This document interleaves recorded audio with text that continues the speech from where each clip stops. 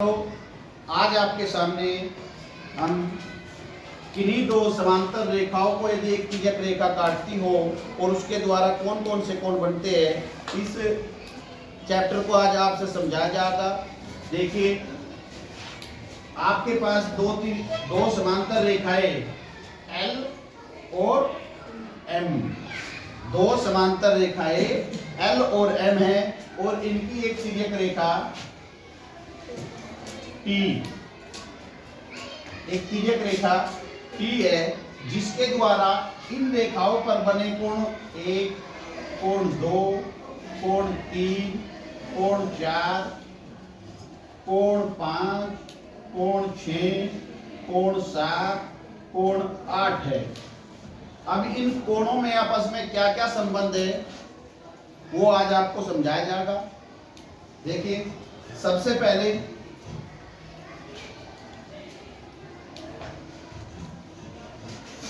रैखिक युग्म कोणों के जोड़े, कोणों के युग्म।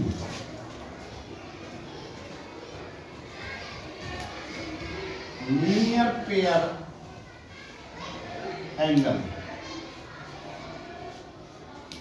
Linear pair angle. देखिए, एक रेखा पर यदि सरल रेखा पर बने किन्हीं दो कोणों को रैखिक युग्म कोण कहते हैं। जैसे कोण 1 व 4, कोण 1 व 2, कोण 2 व 3, कोण 3 व 4। देखिए, और इनका जोड़ भी मैं साथ ही साथ आपसे बता रहा कि कोण 1 जमा कोण 4 180 डिग्री, कोण 1 जमा 4 रैखिक युग्म कोण है। ऐसे ही कोण 2 जमा कोण 3, कोण 2 जमा 3 ये भी आपके रैखिक युग्म कोण है। कोण यदि इस दृष्टि से देखते हैं तो कोण 1 व 2, कोण 1 जमा 2 बराबर 180 अंश। यदि कोण 3 व 4 180 अंश, कोण 5 प्लस 8 180 अंश, कोण 6 व 7 180 अंश, कोण 5 व 6, कोण 5 जमा 6 180 अंश। ठीक है जी। और ऐसे ही कोण 7 जमा 8 180 अंश, कोण 7 जमा कोण 8 180 अंश। ये तो है आपके रैखिक युग्म कोण। और 2 या 3 या 4 एक ही रेखा पर यदि बहुत सारे कोण बने हो तो उनका सबका जोड़ 180 होगा। फिलहाल आपके दो दो कोण बन रहे। अब देखिए नंबर 2 पर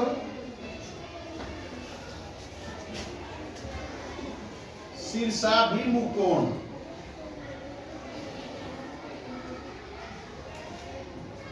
शीर्षाभिमुख कोण, वर्टिकली अपोजिट एंगल।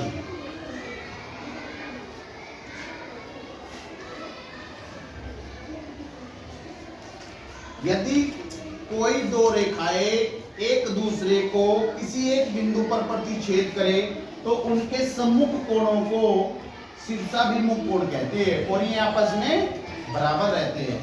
कोण 1 बराबर कोण 3, कोण 2 बराबर कोण 4, कोण 5 बराबर कोण 7 और कोण 6 बराबर कोण 8।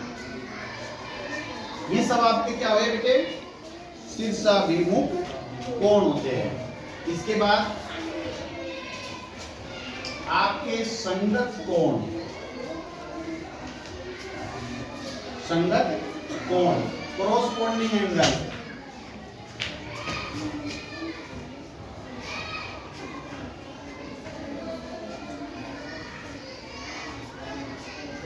कोरोस्पोंडिंग एंगल संगत कोण कौन कौन से होते हैं?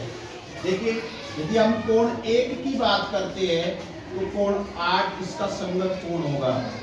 कोण 1 कोण 8 के समान होगा। कोण 1 कोण 8 के संगत होगा। कोण 2 कोण 7 के संगत होगा।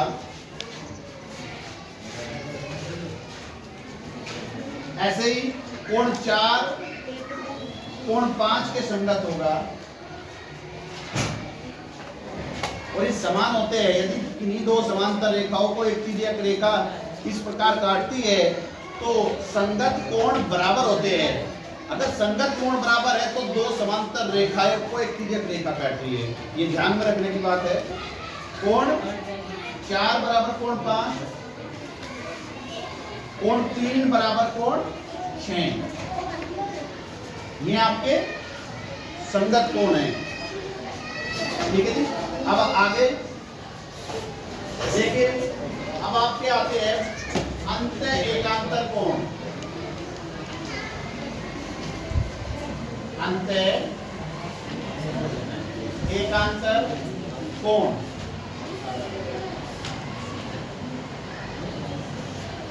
इंटीरियर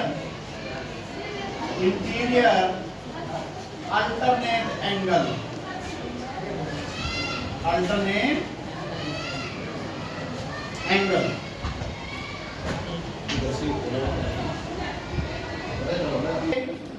अंत एकांतर कोण कौन होंगे बेटे? कोण 2 कोण 5,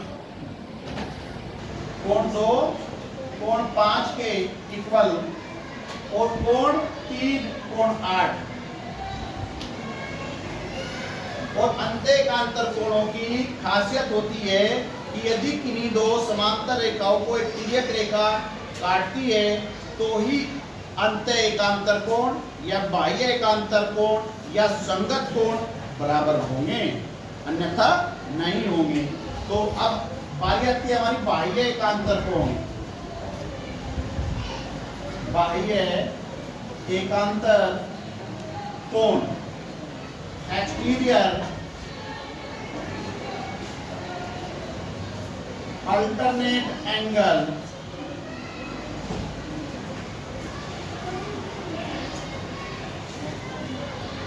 एक्सटीरियर अल्टरनेट एंगल। अब ये एक्सटीरियर अल्टरनेट एंगल क्या होते हैं? देखिए, इधर का बाहर वाला कोण इधर के बाहर वाले कोण के समान होगा। तो क्या होगा? कोण 1 बराबर होगा कोण 6 के। कोण 1 कोण 6 के समान होगा। ऐसे कोण 4 कोण 7 के समान होगा। ऐसे कोण 4 कोण 7 के समान होगा। अब बारी आती है हमारे अंत कोण युग्म की। को इंटीरियर अंत कोण युग्म को इंटीरियर एंगल। को इंटीरियर एंगल क्या होते हैं? दोनों समांतर रेखाओं के बीच तिर्यक रेखा के एक ओर स्थित अंतःकोण का योग 180 अंश होता है। जैसे कोण 2 जमा कोण 8, कोण 2 जमा कोण 8 बराबर 180 अंश। इसी प्रकार से कोण 3 जमा कोण 5, कोण 3 जमा कोण 5 180 अंश।